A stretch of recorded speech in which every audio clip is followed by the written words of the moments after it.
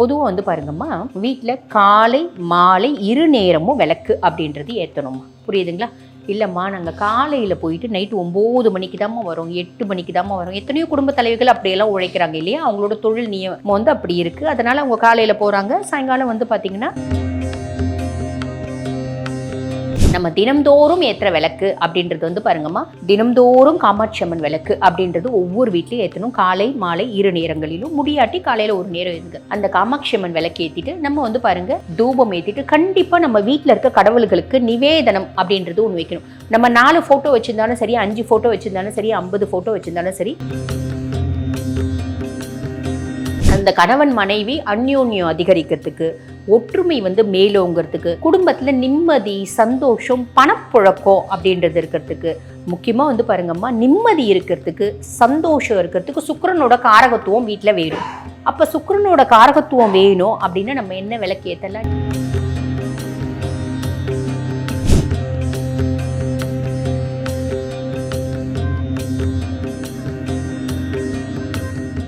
Real one ஆன்மீக நேயர்களுக்கு வணக்கம். நான் டாக்டர் தீபா லாலன். இன்றைக்கி நம்ம என்ன டாபிக் பற்றி டிஸ்கஸ் பண்ண போகிறோம் அப்படின்னா, வீட்டில் எந்த விளக்கு ஏற்றினா என்னென்ன மாதிரி பலன்கள்மா. இந்த விளக்கு ஏற்றுறதுல நிறைய பேருக்கு நிறைய சந்தேகம் இருக்கதாம்மா செய்து எத்தனையோ பதிவுகள் நானே வந்து பார்த்திங்கன்னா விளக்கு ஏற்றுறதை பற்றி கொடுத்துருக்கேன். இருந்தாலும் எளிமையாக உங்களுக்கு வந்து பார்த்திங்கன்னா ரொம்ப சின்ன சின்ன டிப்ஸ் உங்களுக்கு நான் கொடுக்குறேன். பொதுவாக வந்து பாருங்கம்மா, வீட்டில் காலை மாலை இரு நேரமும் விளக்கு அப்படின்றது ஏற்றணும்மா. புரியுதுங்களா? இல்லைம்மா நாங்கள் காலையில் போயிட்டு நைட்டு 9 மணிக்கு தாம்மா வரோம், 8 மணிக்கு தாம்மா வரோம். எத்தனையோ குடும்ப தலைவிகள் அப்படியெல்லாம் உழைக்கிறாங்க இல்லையா? அவங்களோட தொழில் நியமம் வந்து அப்படி இருக்குது. அதனால் அவங்க காலையில் போகிறாங்க, சாயங்காலம் வந்து பார்த்திங்கன்னா 8 மணிக்கு வருவாங்க. 7 மணிக்கு ஆஃபீஸ் முடியும், வீட்டுக்கு வந்து சேரத்துக்குள்ளே 8 8:30 ஆகிடும். அப்போ நீங்கள் அதை பற்றி கவலைப்படாதீங்க, காலையில் விளக்கேற்றிக்கோங்க. சரிங்களா?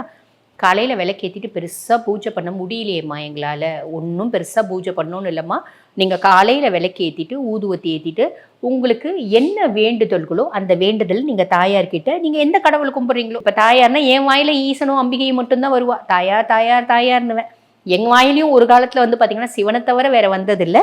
இருந்தாலும் அந்த மாதிரி உங்களுக்கு வந்து பாருங்கள் எந்த தெய்வம், இப்போ முருகனை நீங்கள் வந்து கும்பிட்றவங்களா இருக்கலாம், ஹனுமனை கும்பிட்றவங்களா இருக்கலாம், ஸ்ரீராமச்சந்திரமூர்த்தி கும்பிட்றவங்களா இருக்கலாம், பெருமாளை கும்பிட்றவங்களா இருக்காங்க, கிருஷ்ணரை கும்பிட்றவங்களா இருக்கலாம். நீங்கள் யார் உங்களோட இஷ்ட தெய்வமோ உங்கள் குலதெய்வத்தை மறந்துடாதீங்கம்மா. அப்போ குலதெய்வத்தை கையெடுத்து கும்பிட்டுட்டு, அப்பா என் குலத்தை காக்க வந்த தெய்வமே என் குடும்பத்தை எப்பயும் சௌக்கியமாக வச்சுன்று அப்படின்ற ஒரு வார்த்தை தினம்தோறும் உங்கள் குலதெய்வத்துக்கிட்ட கேட்டுக்கோங்க. அதே மாதிரி பாருங்கள், உங்கள் இஷ்ட தெய்வம் பொதுவாக பூஜை ரூமில் ஒரு விளக்கு அப்படின்றது ஏற்றுங்க. அந்த விளக்குல வந்து ஏகப்பட்ட சந்தேகம் நிறைய பேருக்கு. நம்ம தினம்தோறும் ஏற்றுற விளக்கு அப்படின்றது வந்து பாருங்கம்மா, தினம்தோறும் காமாட்சி அம்மன் விளக்கு அப்படின்றது ஒவ்வொரு வீட்லையும் ஏற்றணும். காலை மாலை இரு நேரங்களிலும், முடியாட்டி காலையில் ஒரு நேரம் இருங்க. அந்த காமாட்சி அம்மன் விளக்கு ஏற்றிட்டு நம்ம வந்து பாருங்கள் தூபம் ஏற்றிட்டு கண்டிப்பாக நம்ம வீட்டில் இருக்க கடவுள்களுக்கு நிவேதனம் அப்படின்றது ஒன்று வைக்கணும். நம்ம 4 ஃபோட்டோ வச்சுருந்தாலும் சரி, 5 ஃபோட்டோ வச்சுருந்தாலும் சரி, 50 ஃபோட்டோ வச்சுருந்தாலும் சரி, நம்ம 2 வாழைப்பழம் இல்லை ஒரு 2 ஆப்பிள் இல்லைன்னா காலையில் செய்கிற டிஃபனை வச்சு நீங்கள் கற்பூரம் காமிச்சிடுங்க. செய்யலாம், தப்பே இல்லை. மனசு நான் சாப்பிட்றதுக்கு முன்னாடி நீ சாப்பிடு, நீ சாப்பிட்ட பின்னாடி தான் நான் சாப்பிடுவேன். இது அன்பு. புரியுதுங்களா? கடவுள் பால் நம்ம வந்து வச்சுட்டு இருக்க அன்பு அப்படின்னு சொல்லலாம். அப்போ நம்ம கற்பூரம் காமிச்சிடலாம். இந்த விளக்கில் வந்து பாருங்கள் தினம்தோறும் காமாட்சி அம்மன் விளக்கு ஏற்றணும். இல்லைம்மா எங்கள் குடும்பம் சௌக்கியமாக இருக்கணும், நாங்கள் என்னம்மா விளக்கு ஏற்றணும் அப்படின்னா, இந்த தினம்தோறும் காமாட்சி அம்மன் விளக்கு அப்படின்றது பொதுவான விளக்குமா, இதை ஒன்று ஏற்றணும். இந்த பொதுவான விளக்குக்கான பலன்கள் அப்படின்றது மகாலட்சுமி வாசம் தினந்தோறும் ஏற்றுங்க. இது தவிர நம்ம வந்து ஒரு பரிகார விளக்கு அப்படின்றது ஏகப்பட்ட பரிகார விளக்குகள் இருக்கதாம்மா செய்யுது. உதாரணத்துக்கு நான் ஒரு 2-3 பரிகார விளக்கு சொல்கிறேன். இப்போ வீட்டில் வந்து பாருங்கள், கணவன் மனைவிக்கு இடையே ஒத்துமை சுத்தமாக இல்லை. இது எந்த வீட்டிலமா இப்போ இருக்குது அப்படின்னா கரெக்டு தான். இருந்தாலும் அந்த கணவன் மனைவி அந்யோன்யம் அதிகரிக்கிறதுக்கு, ஒற்றுமை வந்து மேலோங்கிறதுக்கு, குடும்பத்தில் நிம்மதி சந்தோஷம் பணப்புழக்கம் அப்படின்றது இருக்கிறதுக்கு, முக்கியமாக வந்து பாருங்கம்மா நிம்மதி இருக்கிறதுக்கு சந்தோஷம் இருக்கிறதுக்கு சுக்கிரனோட காரகத்துவம் வீட்டில் வேணும். அப்போ சுக்கிரனோட காரகத்துவம் வேணும் அப்படின்னா நம்ம என்ன விளக்கு ஏற்றலாம்? நெய் விளக்கு ஏற்றலாம். அந்த நெய் விளக்கு ஒன்று பிரம்ம முகூர்த்தத்தில் ஏற்றுங்க, இல்லை நீங்கள் ஆஃபீஸ்லேருந்து 8 மணி 8:30 மணிக்கு வந்தாலும் ஒரு சின்ன நெய் விளக்கு ஏற்றுங்க. அந்த நெய் விளக்கு அகல் விளக்குல ஏற்றுங்க. ஒரு சின்ன தட்டு வச்சுக்கோங்க, இல்லை வெள்ளி விளக்கு ஏற்றுங்க. வீட்டில் வெள்ளி விளக்கு இருக்குது அப்படின்னா சுக்கிரனோட உலோகமே வெள்ளி தாம்மா. அப்போ வெள்ளி விளக்கு ஒரு நல்ல பலனை கொடுக்கும். அந்த பரிகார விளக்கு, பிரதான விளக்கு வீட்டில் இருக்கணும், பொது விளக்கு வீட்டில் இருக்கணும். அது இல்லாமல் பரிகார விளக்கு அப்படின்றது ஒரு சின்ன வெள்ளி விளக்கு, கொஞ்சமாக நெய் போட்டு, எங்களுக்கு வசதியெல்லாம் இருக்குமா தாராளமாக நெய் போட்டு பெரிய வெள்ளி விளக்கு ஏற்றுங்க. அந்த வெள்ளி விளக்குல நம்ம வந்து பாருங்கள் நெய் போட்டு ஒரு ஏலக்காய் போட்டு கொஞ்சம் பச்சை கற்பூரம் போட்டு வெள்ளை வெண்பஞ்சு திரி போட்டு வெள்ளை திரி வெண்பஞ்சு பஞ்சு திரி இலவம் பஞ்சு திரி போட்டு நம்ம விளக்கு ஏற்றணும். விளக்கு கிழக்கு பார்த்தா மாதிரி எடுத்துணும். சுக்கிரனோட ஃபோட்டோலாம் எங்கள் வீட்டில் இல்லைம்மா, சுக்கிரனோட ஃபோட்டோ இருக்கணுன்ற அவசியம் இல்லைம்மா. நீங்கள் அப்படி விளக்கு ஏற்றி நீங்கள் வழிபாடு செய்யலாம். ஓம் சுக்ராய நமக்கு, ஓம் சுக்ராய நமக்கு, ஓம் சுக்ராய நமக்கு, ஓம் சுக்ராய நமக்கு இது சொல்லலாம். இல்லைன்னா சுக்கிரனோட காயத்ரி மந்திரம் இருக்குது, அது ஒரு 11 முறை சொல்லலாம். நேரம் இருக்குன்னா 108 முறை கூட சொல்லலாம். அந்த விளக்குல 2 கல்கண்டு, இந்த டைமண்ட் கல்கண்டு இருக்குது பார்த்தீங்களா, நல்லா பெருசு பெருசாக இருக்குது அப்படின்னா 2 கல்கண்டு, குட்டி குட்டி குட்டி டைமண்ட் கல்கண்டு இருக்கும், அதுனா ஒரு 6 டைமண்ட் கல்கண்டு போட்டு விளக்கி ஏற்றி நம்ம வழிபாடு பண்ணணும். பொதுவாக நீங்கள் காலை மாலை 2 நேரங்கள்லையும் பிரசாதம் வைக்கணும், இல்லைன்னா ஒரு நேரம் பிரசாதம் வைக்கணும். எளிமையான விஷயம் இது. நம்ம வீட்டில் நம்ம என்னென்னலாம் கேட்டோம், அதாவது சுக்கிரனோட காரகத்துவம் தான் வீட்டில் இருக்க எல்லா உலகத்தில் இருக்க அத்துணை யோகங்களும் போகங்களும் சுக்கிரனோட காரகத்துவம், எல்லாமே மகாலட்சுமி தாயாரோட காரகத்துவம். சுக்கிரன் சாக்ஷாத் மகாலட்சுமியோட ஸ்வரூபம். அதனால இது நம்ம ஏற்றிக்கலாம்.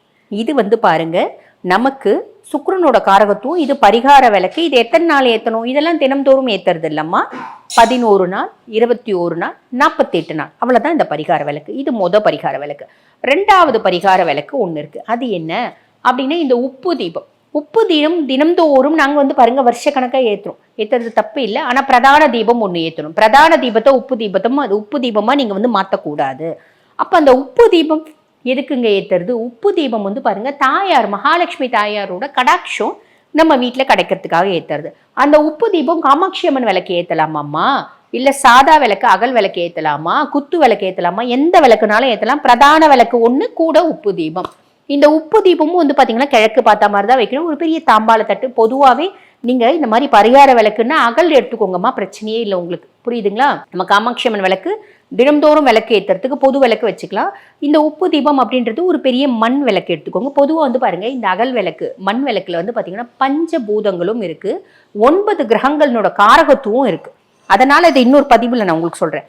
அப்போ ஒரு பெரிய மண் அகல் விளக்கு வாங்கிக்கோங்க, மண் தட்டு வாங்கிக்கோங்க. அந்த மண் தட்டுல சாணிக்கை அப்படின்னு சொல்லுவாங்க, அதில் உப்பு கல்லுப்பு நல்லா நிறைச்சிக்கோங்க. அதுக்கு மேலே நம்ம பார்த்தீங்கன்னா அகல் வச்சுக்கோங்க. அந்த அகலுக்கு மஞ்சள் குங்குமம் சந்தனம் எல்லாம் வச்சுக்கோங்க. அந்த தட்டுக்கும் வச்சுக்கோங்க. கிழக்கு பார்த்த மாதிரி வச்சு இதில் பாருங்க மஞ்சள் திரி போட்டு ஏற்றலாம், இல்லைன்னா வெள்ளை திரி போட்டு ஏற்றலாம், இல்லை பஞ்சு திரி போட்டு ஏற்றலாம். இதில் இலவம் பஞ்சு திரி போட்டு ஏற்றலாம். இதில் என்னென்ன எண்ணெய் ஊற்றலாம் அப்படின்னா ஆமணக்கு எண்ணெய், எள் எண்ணெய், அப்படி இல்லை நெய், இது 3மே போட்டு ஏற்றலாம். ஏற்றி நம்ம என்ன வேண்டிக்கணும், மகாலட்சுமி தாயாரை வேண்டிக்கணும். மகாலட்சுமி தாயாரை எப்படி வேண்டிக்கணும், அந்த விளக்குக்கு கண்டிப்பாக பார்த்தீங்கன்னா நம்ம பூ போட்டுக்கணும், புரியுதுங்களா?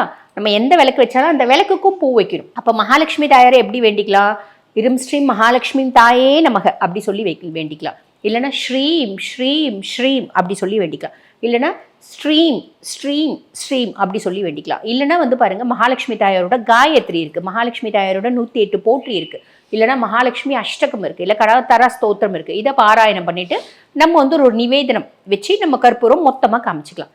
இப்படி வேண்டிக்கலாம். இது ஒரு பரிகார விளக்கு. இன்னும் நிறைய பரிகார விளக்கு இருக்குமா. இனி வரும் பதிவுகளில் என்னென்ன பரிகார விளக்கு, என்னென்ன மாதிரி வழிபாடு, என்னென்ன மாதிரி பூஜைகள் எத்தனையோ நான் சொல்கிறேன். ஆக இந்த பதிவு உங்களுக்கு பயனுள்ளதாக இருக்கும்னு நினைக்கிறேன். இதே மாதிரி இன்னொரு பதிவில் உங்களை சந்திக்கிறேன். நன்றி.